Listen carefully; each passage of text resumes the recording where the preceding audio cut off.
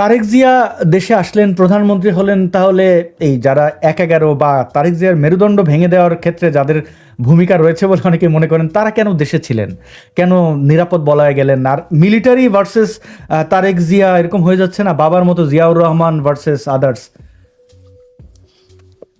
অনেক ধন্যবাদ।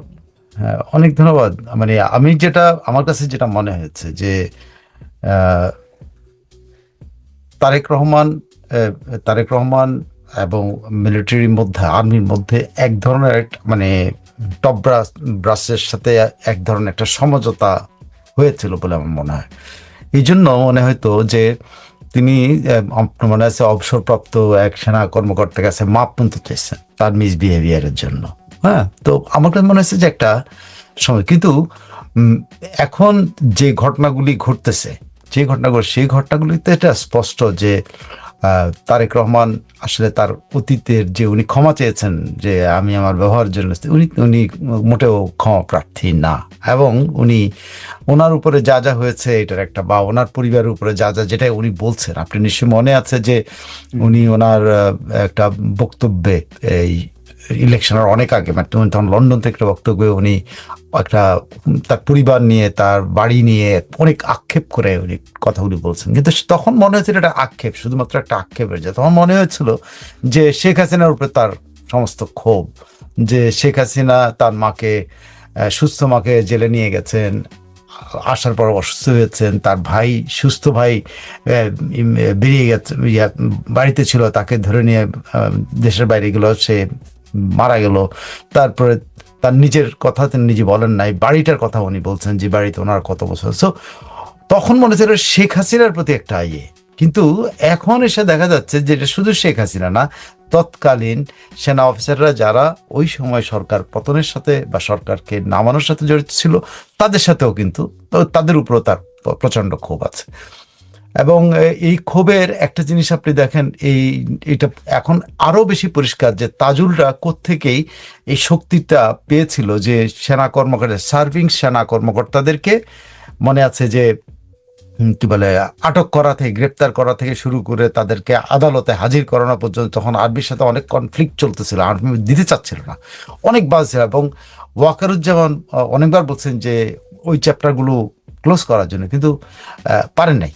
তো এখন মনে হচ্ছে যে তারেক রহমানের সাথে তাজুলরাও কিন্তু তারেক রহমানের এই মনোভাবটা জানতেন বলেই কিন্তু সার্ভিং আর্মি অফিসারদেরকে ওইভাবে অ্যারেস্ট করা হয়েছিল। আরেকটা গুরুত্বপূর্ণ দেখেন যে অনেক কিছু প্রকাশ হয় না আমাদের দেশে, আমরা অনেক কিছু সাংবাদিকতা, সেটা আরেকটা তো আছে যে মামুন খালেদ, যিনি যে লেফটেন্যান্ট জেনারেল মামুন খালেদ, যাকে ধরা হলো, এই যে ডিজিএফআই এর সাবেক মহাপরিচালক, তার কথা যদি আপনি, কোর্টের ভিতরে যে বক্তব্যগুলো আছে সেগুলো প্রত্যেকটা, বেশ কয়েকটা পড়তে হুবহু একই রিপোর্টিং হয়েছে।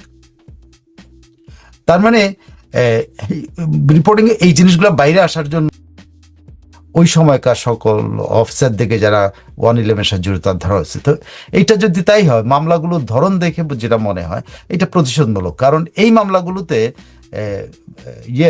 একে ধরে সেই মামলার যখন তার রিমান্ড নেওয়া হয়, রিমান্ডে বলার দরকার নাই যে তিনি তারেক রহমানকে হত্যা চেষ্টার সাথে জড়িত ছিলেন, কারণ তার বিরুদ্ধে হলো মানব পাচার মামলা। মানব পাচারের জন্য কিন্তু তাকে রিমান্ডে নেওয়া হচ্ছে না, কারণ একটা অ্যাপ তৈরির দরখাস্তে উনি কি বলে এটাকে কি বলে, কি সুপারিশকারী। তো সুপারিশকারী তো আর সব টাকা চুরি করে, ওনাকে ধরছে কিন্তু ওই স্পেসিফিক ওইটাতে। তা নাহলে ওনার আইনজীবী কিন্তু, বা সরকার পক্ষের আইনজীবী কিন্তু তারেক রহমানের প্রসঙ্গ আনতো না, তাকে রিমান্ডে দেওয়ার জন্য কিন্তু ওইটা হলো প্রসঙ্গ। মামলাটা কি মানব পাচার। মামুন খালেদের বিরুদ্ধে আপনি দেখেন, তার বিরুদ্ধে মামলা হলো 5ই আগস্টের মামলা, যখন সে সিভিলিয়ান। সে বলছে তারা 2018-তে সে রিটায়ারমেন্টে চলে গেছে, তো তাহলে সে আজকে এরপরে 7 বছর পর্যন্ত বা 5 বছর পর্যন্ত সে নাই আর্মিতে, তাহলে সে অর্ডার করবে কি করে? ও তাকে নিয়েও কিন্তু একই কথাগুলি বলা হচ্ছে। ইউনুসের কি হবে? ইউনুস তো মানব পাচারের লাইসেন্স নিয়ে রেখেছেন। সেটাই, উনি মানব পাচারের অ্যাপ না, উনি সরাসরি মানব পাচারের জন্য, এবং এই যে মানব পাচারের কাজে কিন্তু এখন জাপানে আছেন, ঠিক এই কাজে কিন্তু তার এই মানব পাচারের, উনি নার্স দেওয়ার জন্য জাপানের কাছে ওনার প্রতিষ্ঠান অ্যাপ্লাই করছে, নার্স দিবে, এবং সেটা তদবির করার জন্য এখন উনি জাপানে অবস্থান করছে। জাপান থেকে কবে আসবে জানি না, মানে একজন ভিভিআইপি বাংলাদেশ থেকে গেছে, কেমনে গেল সেটাই আমরা আপনি নিশ্চয়ই জানেন যে এয়ারপোর্টে ওনাকে ধাওয়া দেওয়ার চেষ্টা হয়েছিল। তারপরে এখন আসছেন কি আসেন না এটাও আমরা বলতে পারতেছি না। সো উনি তো যাচ্ছেন, তো ওনার কি হবে আমি এটুকু বলতে পারি, ভবিষ্যৎ তো অবশ্যই আছে যদি ততদিন আমরা বেঁচে ওনার জন্য থাকে। শুভকামনা করি। উনি না, উনি বেঁচে থাকুন, আমরা চাই এই লোকটাকে। অবশ্যই, এতদিন অবশ্যই। বলা হতো লোকটাকে কেউ থামান, আমরা শুধু একটাই প্রার্থনা করি যে লোকটাকে অনেকদিন long live doctor Mohammad Yunus. কেন এই প্রশ্ন নিশ্চয় দর্শক আপনারা করবেন না। আবার একটু যদি ফিরি যে তারেক জিয়ার হাবভাব আপনি যেভাবে বিশ্লেষণ করলেন, সময়ের সাথে সাথে সেটার তো আমরা একটা সম্পর্ক খুঁজে পাবো, কিন্তু আপাত দৃষ্টিতে বুঝতে পারছি তিনি প্রতিশোধ পরায়ণতা সেই একই জায়গায় হাঁটছেন। এটার ফলাফল দেখবো আমরা, কে জিতবে, মিলিটারি নাকি তারেক জিয়া? না, মিলিটারি জিতবে জিতবে কিনা আমি বাক্যে জিতবে এটা বলবো না, কিন্তু মিলিটারি এখানে আমি আপনি নিশ্চিত থাকেন এখানে এই ইস্যুজে আর্মি এখন দুই ভাগ হবে, সেটা হলো ডেঞ্জারাস।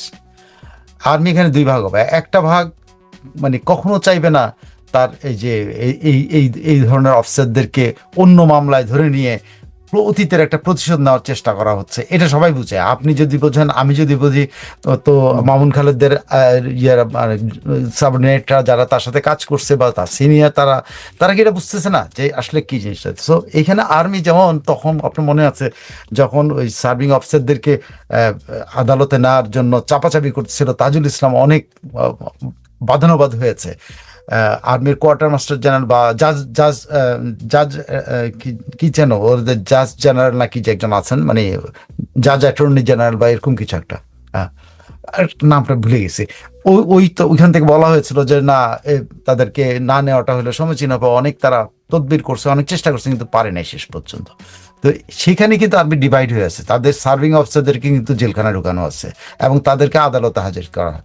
এখন এই ঘটনা দুইটা আমি শিওর যে সেটা এইটাতে ওই যে সলতেতে তেল দেওয়া বলে না, যে জ্বলতেছে তার মধ্যে আর তেল ঢেলে দিন, এটা আগুন আরো লম্বা হয়ে যায়। তো সেই সলতার মধ্যে এখন আবার তেল ঢালা হয়েছে যাতে এই সলতাটা হয় আর আগুনটা আরো লম্বা হয়। তা আর্মিতে দ্বিমতের ব্যাপারটা অনেক সিরিয়াস আকার ধারণ করবে, এটা নিশ্চিত থাকতে পারেন।